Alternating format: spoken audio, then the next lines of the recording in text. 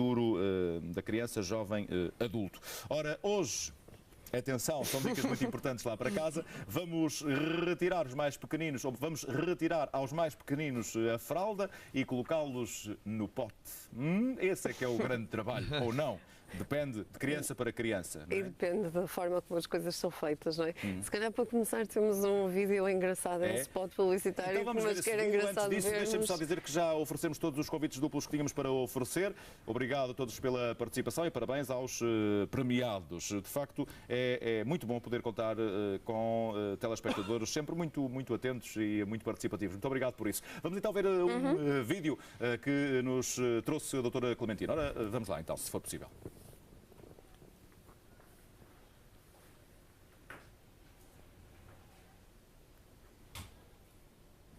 Que é o primeiro. A verdadeira festa.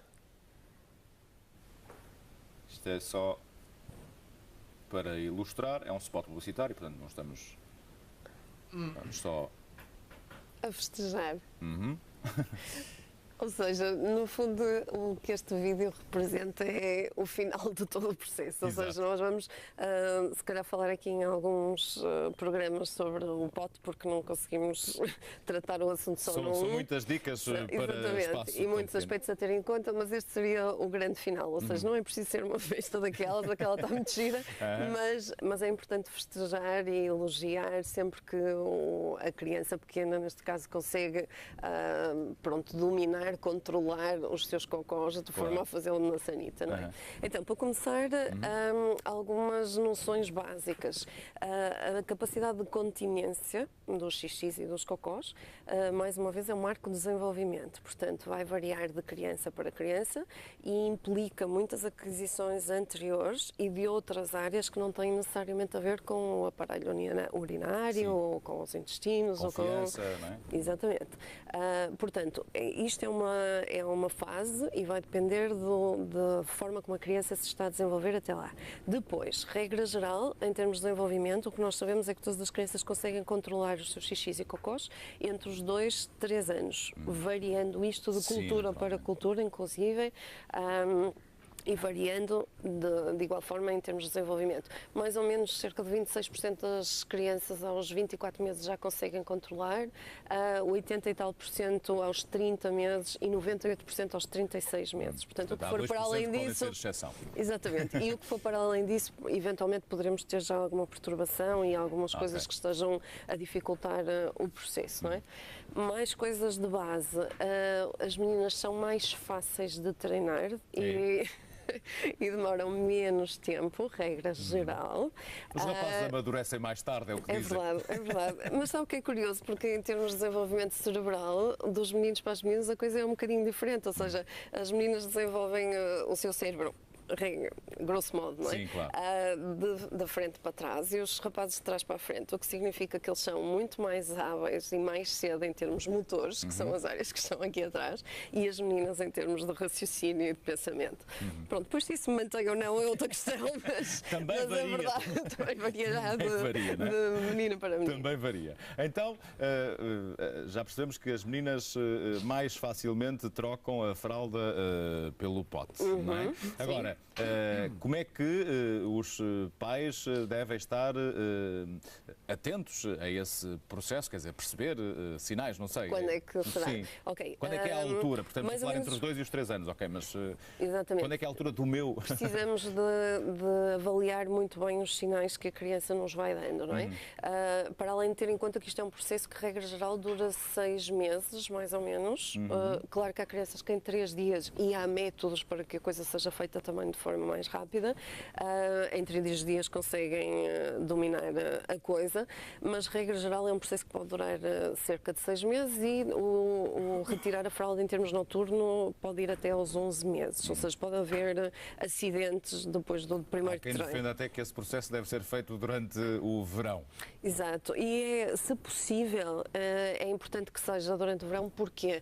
Porque estando o tempo mais quente a criança tem menos roupas, tem mais possibilidade de andar sem fraldas, o que é excelente em termos de habituação ao pote, e é mais fácil para ela também tirar as calças se ainda se E os não andar lençóis secam nua. mais rapidamente. Também. Também. E a roupa. E a roupa. Não é? Porque os acidentes vão acontecer. Exatamente, podem Por contar isso- com isso, não é à primeira. Claro. Portanto, podem contar com mais roupa muitos para acidentes. lavar e secar, E naturalmente. não é? lençóis e pronto, por aí fora. Ok, portanto- Então, sinais físicos que as crianças normalmente nos dão e que temos que ter alguma atenção. Capacidade de coordenação, ou seja, ser capaz de se sentar, de levantar, de correr, porque ir ao pote, de baixar calças, exige muita tarefa, Sim, é um claro. multitask, portanto, não é assim de um dia para o outro, não é? Portanto, Inicialmente, digo eu, não sei, mas inicialmente provavelmente tem que ser com a ajuda Com dos ajuda. pais, ou seja, agora é preciso perceber o sinal de quando é que ele quer ir ao pote, não é? Exatamente. Para depois o ajudar a retirar a roupa se necessário. Pronto, Aí por isso que- é importante terem atenção. Se a criança já faz xixis grandes, ou seja, se não faz pinguinhas, se a fralda fica de repente cheia, se consegue aguentar umas 3 horas sem fazer xixi durante o dia, ou seja, eu perceber-me que durante algum tempo já a fralda ainda se mantém seca, e quanto aos cocós, que façam um cocó suficientemente sólido Certo. e que não haja perturbação em termos de prisão de ventre, porque se o houver, a tarefa vai ser mais difícil, Mais e é difícil. recomendável que seja tratada antes, quer com alimentação, com a alteração dos hábitos Sim. alimentares, e só depois então o treino. Para além disso, é preciso fazer uma antecipação da coisa, não é? Ou seja, começar a falar no pote, começar a demonstrar, mas antes disso temos outros sinais que devemos avaliar também, ou seja, não só os físicos, esta capacidade de Sim. correr, de coordenação, mas também em termos comportamentais e em termos cognitivos, em termos de pensamento. Ou seja, é importante que a criança já tenha, por exemplo, a capacidade de entender ordens simples, mas ordens numa frase, 2 ordens. Vai buscar aquele livro e traz à mamãe. Se a criança conseguir isto, é um bom sinal, porque a seguir nós vamos ter que dar este tipo de ordens. É importante também que, em termos de linguagem expressiva, ela consiga mostrar que está a precisar de fazer xixi ou Sim. cocó, não é? De haver já esse tipo de frases. É importante ela ter uma vontade enorme em imitar. Por volta dos 2 anos eles começam a fazer isso.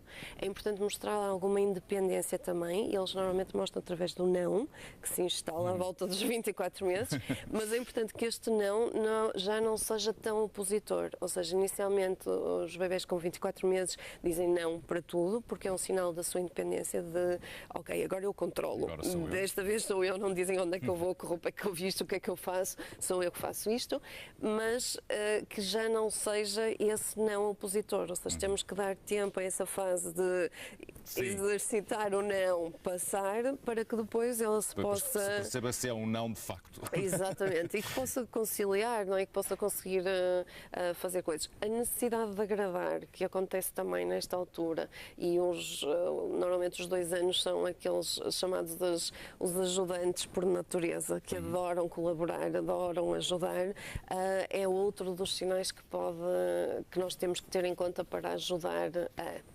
Muito bem, obtendo esses sinais, e não sei se mais ou Não há menos mais. são... Há mais. Então podemos continuar com os sinais, porque depois de obter sinais também é necessário depois Dar continuidade. dar continuidade, não é? Tem sinais de quem vai mudar, vai trocar a fralda pelo pote. Pronto, ok. Mas não é Vamos. assim.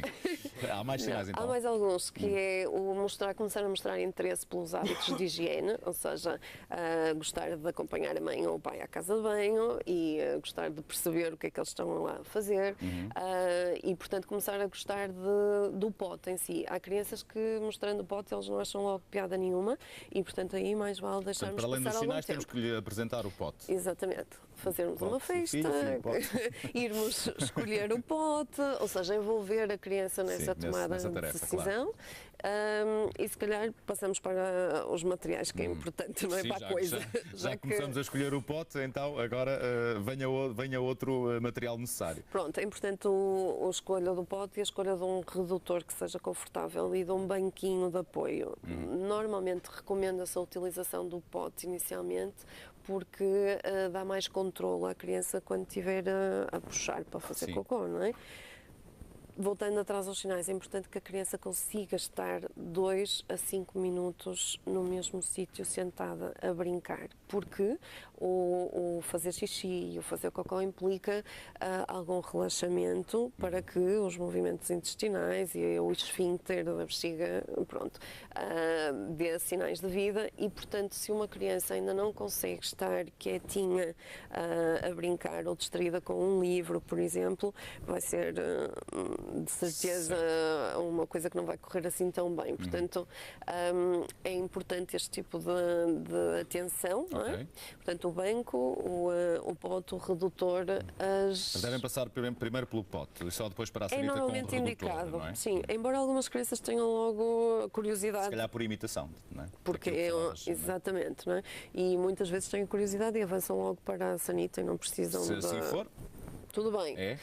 A questão do pote é mesmo em termos físicos ser mais fácil para a criança fazer alguma força e não se sentir desconfortável, não é? de posição, então. Exatamente.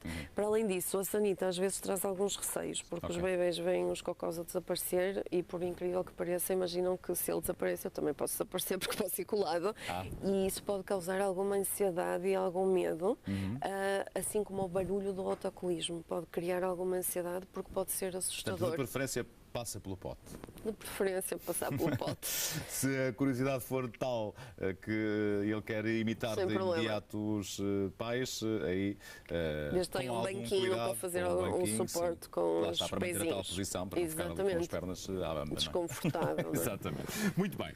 Portanto, já percebemos os sinais, já percebemos o equipamento, temos muito para perceber, julgo, ao longo das próximas semanas, sobre esta fase de transição, deixando a fralda e passando para o pote, porque é necessário criar rotinas, é necessário demonstrar, é necessário, enfim, iniciar várias fases, nomeadamente o treino noturno, que será o período até mais complicado, para o final, não é? Não é? Portanto, vamos ao longo das próximas semanas abordar este tema, que é, sem dúvida alguma, uma ajuda preciosa para quem nos acompanha e que tem filhos nestas idades. Portanto, é muito bom poder contar com a doutora Clementina Almeida neste Génios com Chupeta, com a nossa psicóloga clínica, bebés e crescidos e, sobretudo, com a diretora do For Babies. Portanto, privilégio nosso. Muitíssimo obrigado, Clementina.